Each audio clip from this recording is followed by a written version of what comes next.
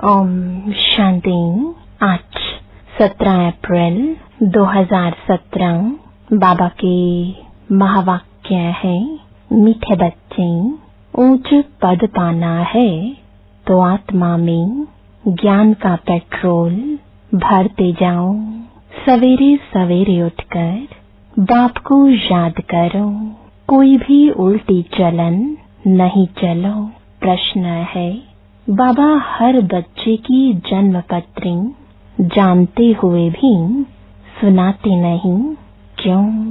उत्तर है, क्योंकि बाबा कहते मैं हूँ शिक्षक, मेरा काम है तुम बच्चों को शिक्षा देकर सुधारना।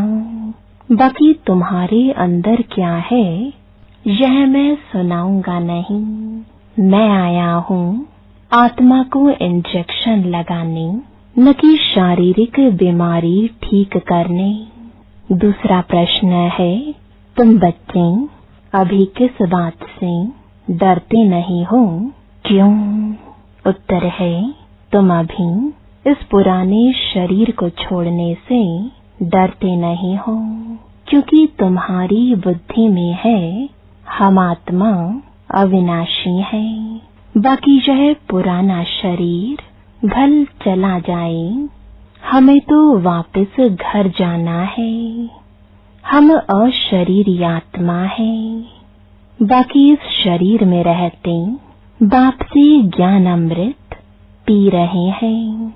इसलिए बाबा कहते बच्चे सदा जीते रहो, सर्व से बल बनो तो आयु बढ़ती जाएगी। गीत है, बच्चों ने गीत सुना, जिसको अब मम्मा बाबा कहते हैं उनको भुलाना नहीं है।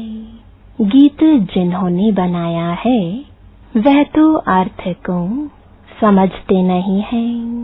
यह निश्चय ही नहीं है कि हम उस परमपिता परमात्मा की संतान हैं। उस परमपिता परमात्मा को पतितों को पावन बनाने के लिए आना पड़ता है।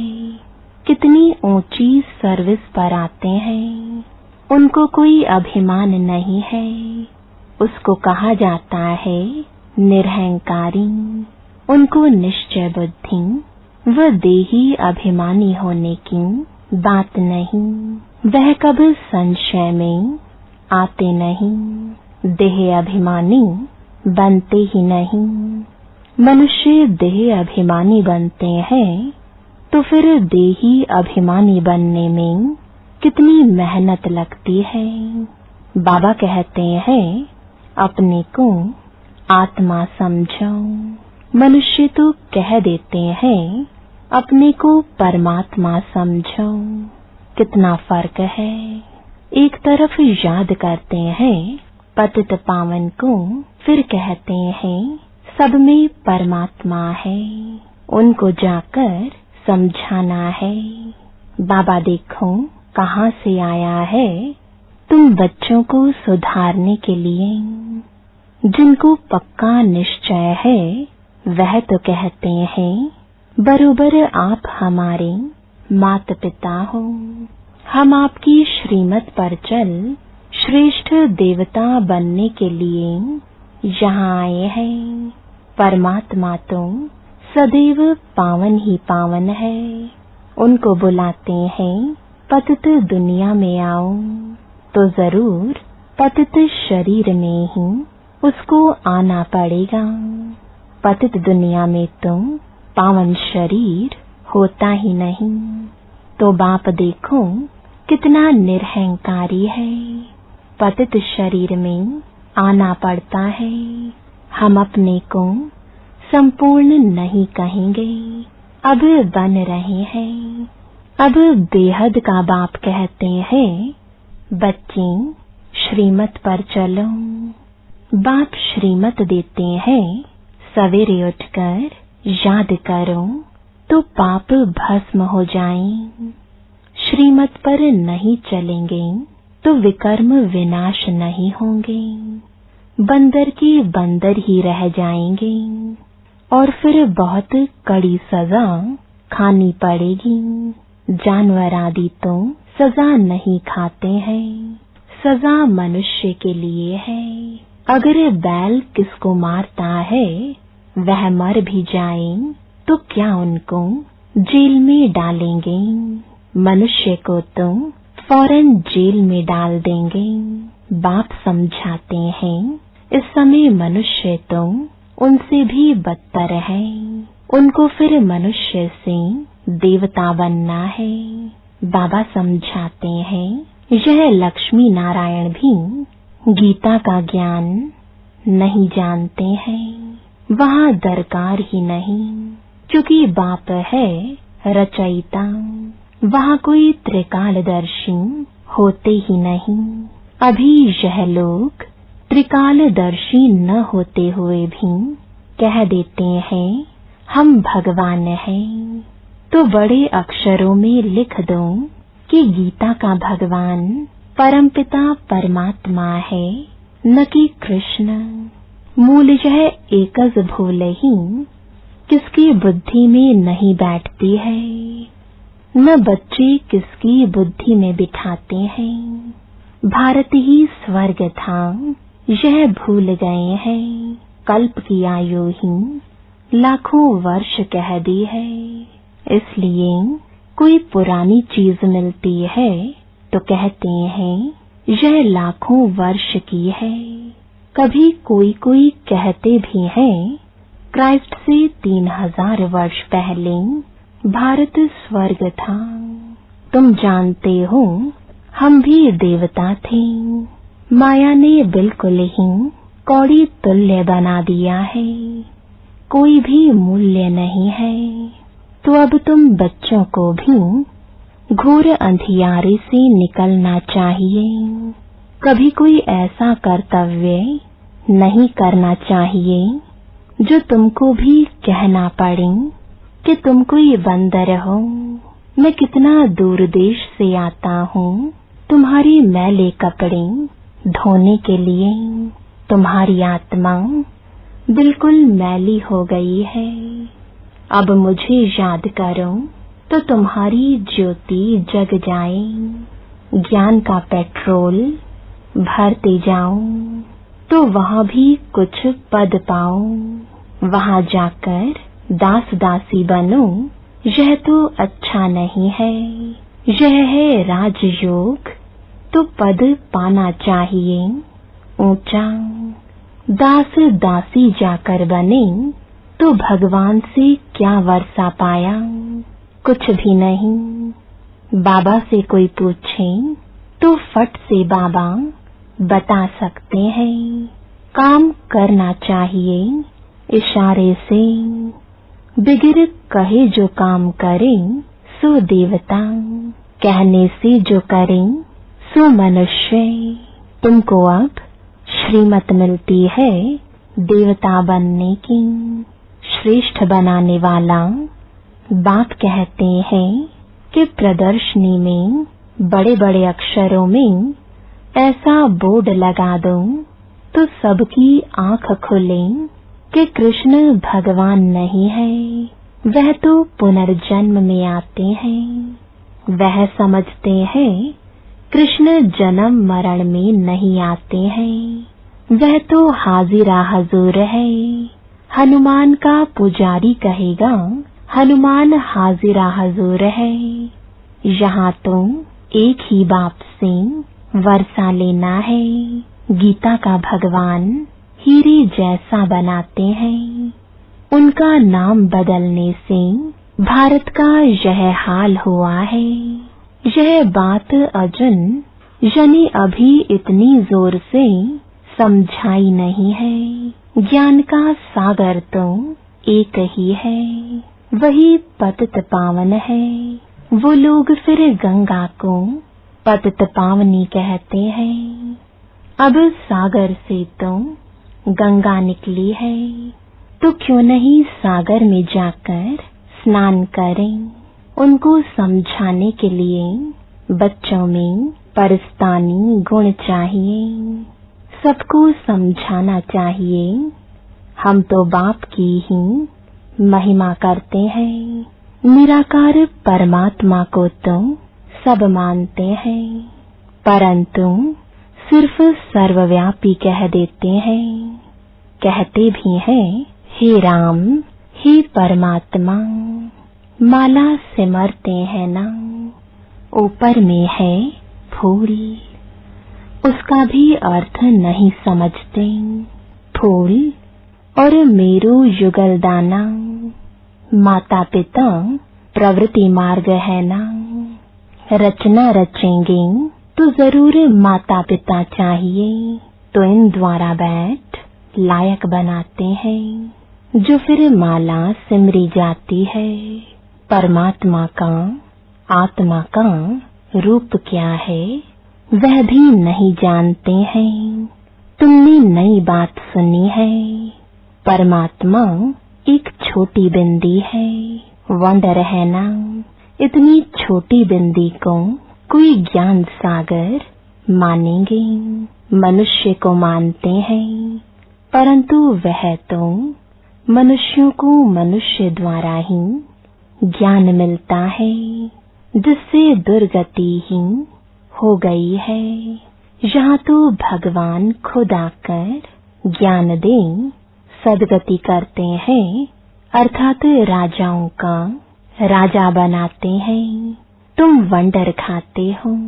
आत्मा छोटी सी बिंदी है, अति सूक्ष्म है, तो बाप भी ऐसा ही होगा ना। और है कितनी बड़ी अथॉरिटी।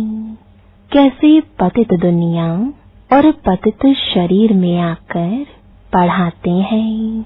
लोग क्या जाने इन बातों को, वह तो उल्टे लटके हुए हैं। अब बाप फरमान करते हैं, जो मेरी मत पर चलेंगे वही स्वर्ग का मालिक बनेंगे। इसमें डरने की बात ही नहीं। हम आत्मा अशरीरी हैं, अब वापस जाना है। मैं तो अविनाशी आत्मा हूँ, बाकी यह पुराना शरीर भल चला जाए। हाँ, बाबा ज्ञान अमृत पिलाते हैं, इसलिए भल जीते रहें। वह भी जो सर्विसेबल होंगे उनकी आयु बढ़ेगी।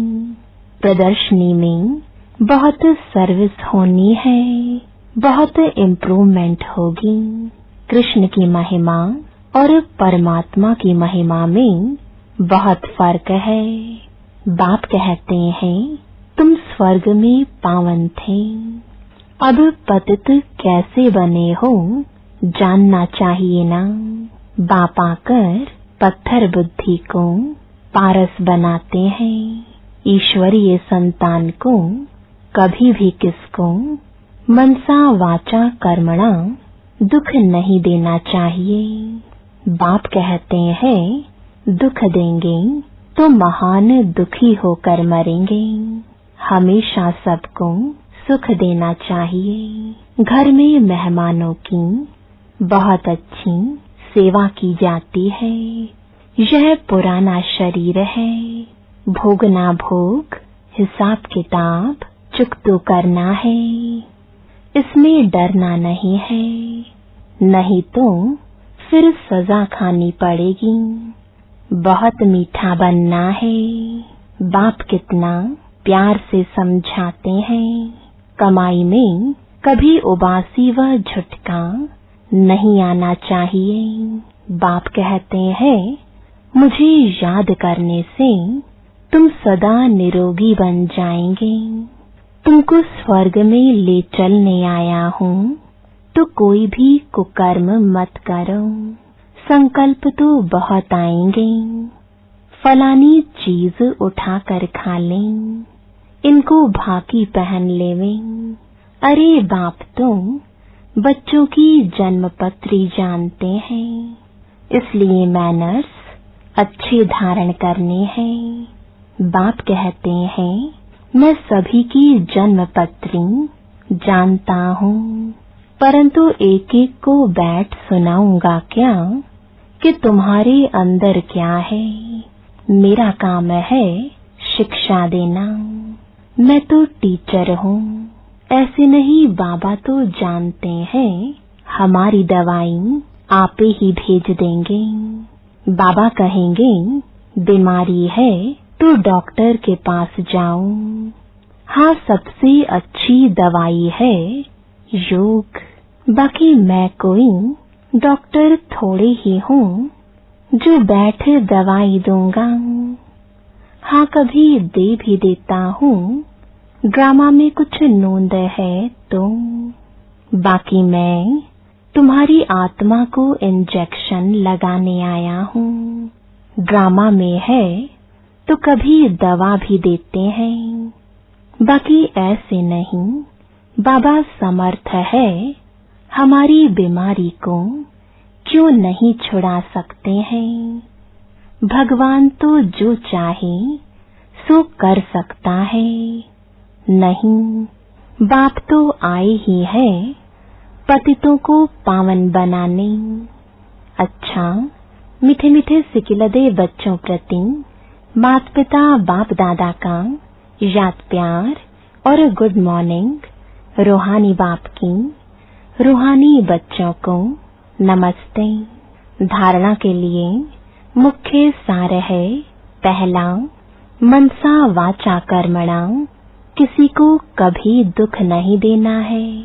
कर्म भोग से डरना नहीं है, खुशी खुशी से पुराना हिसाब किताब चुकतो करना है। दूसरा, संकल्पों के वश हो, कोई भी कुकर्म नहीं करना है। अच्छे मैनर्स धारण करने हैं। देवता बनने के लिए हर बात इशारे से समझ करनी है, कहलवाना नहीं है। वरदान है, योग के प्रयोग द्वारा हर खजाने को बढ़ाने वाले सफल तपस्वी भव। बाप द्वारा प्राप्त हुए सभी खजानों पर योग का प्रयोग करो।